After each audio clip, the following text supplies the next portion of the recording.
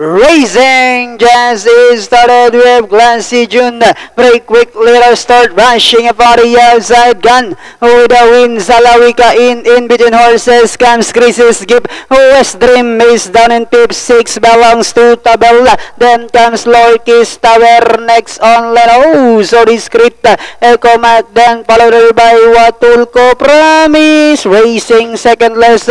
Wild Storm is the early trailer by about 12 lengths of the leader. Racing down the backstretch, we have the fast is stepping gun with a wind on its favorite position, moving up now on the outside.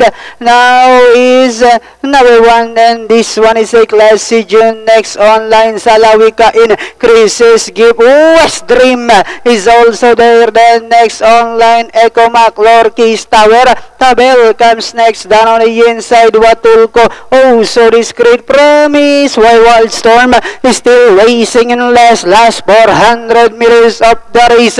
The lead now belongs to West Dream by our link and a half. Classy June shuffle back in second as they swing for home. West Dream this time by about 4 lengths. Classy June, Crisis Gift now moving up on the outside. Last 75 meters with West Dream followed by Crisis Gift, and finally West Dream, Crisis Gift, Classy June, Tabel, then comes Watulco. Oh, so discreet. Super 6.